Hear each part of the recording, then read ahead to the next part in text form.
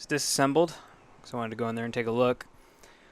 Lots of little motors. These guys, they seem to run at peak performance around 3 volts. So instead of having this 6 AAA tray, we're gonna change that down to just a 2. That'll run it for long enough.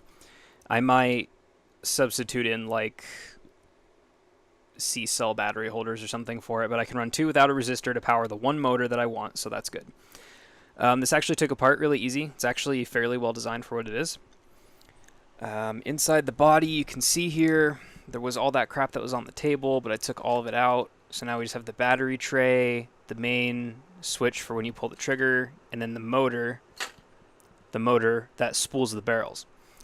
One thing I definitely need to do, this is the carrying handle / offhand handle, whatever. It's way too small. Like, obviously this thing's made for a kid's hands, but I want to make this a little bigger because the grip is fine for my tiny size medium hands, but that's a little too narrow. So I was thinking I will use the bandsaw to cut these 2 support tabs off, and then I will drill a hole through the center of each side and then 3D print a longer grip section here. And I will also 3D print little bushings that'll fit between this and the actual mounting point, and they won't be any deeper than they need to be for any one of these screws to go in there. So that's pretty much it. The belt's not going to be on there because that's just kind of unnecessary. It's going to move them enough as I run. I do want to keep that trigger. This is the trigger. I just think it'd be good for like the aesthetic charm of it. And I should be able to wire that in, I think. This is going to be full auto only, so it should be fine to just have the contacts constantly closed or constantly open, but it might burn that switch out after a while, so I'll have to give it some testing. I also have a micro switch that I could sub out for this guy right here, so that could be worth trying as well. Now we need to make a wider handle for the front. I'm going to be doing this in Blender since that's what I know. I know everyone who's into 3D printing is cringing very hard right now, but that's what I got. So I'm going to time-lapse this to save you guys some pain.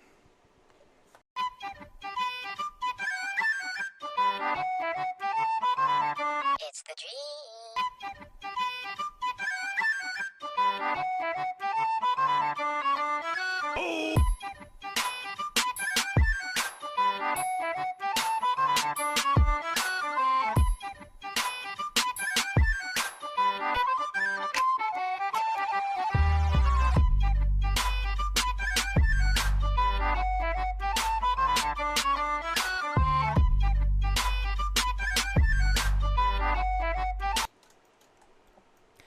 Okay, so there's our actual grip. I decided to go 10 centimeters wide.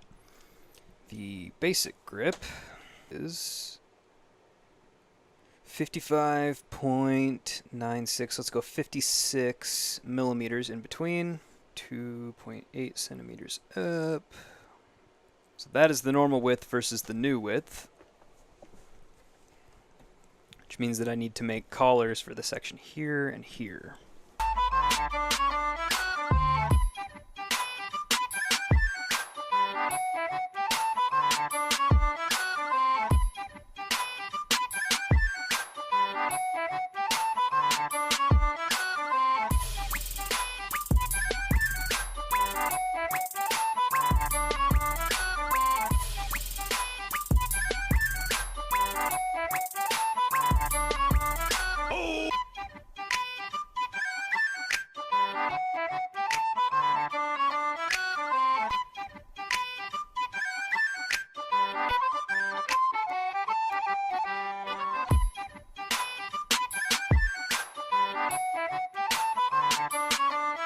So this is going to be our new grip and bushings. Just need to make some holes in here to accept the self-tapping screws I'll be using for this. And I think we're done.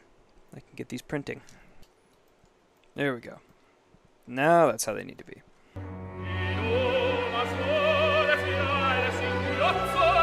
Alright, so this is what I have done on the minigun project so far. I extended the carry handle so I can actually fit my whole hand on there. Printed these bushings and this new grip.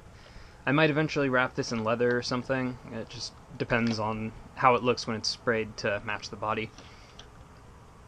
All of the functional internals were removed, except for the switch, trigger, and then this button was added.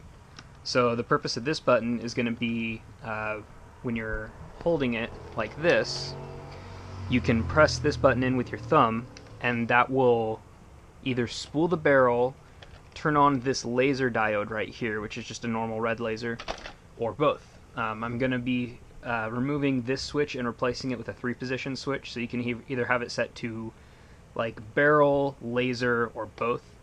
So if you just get tired of the rotating barrel, or you need to be more quiet, so you don't want that every time you shoot it, you can turn that off. This is held in with a little 3D printed bracket, which is made out of PETG, so of course it doesn't glue to fuck all, so I have the screw going through here to a nut on the back, and that holds it in pretty well, and I can feel it working properly. As for parts, this is what I got so far. This is an SHS sector delayer chip. This is the version 2 spring guide, and then this is the rocket high-speed motor.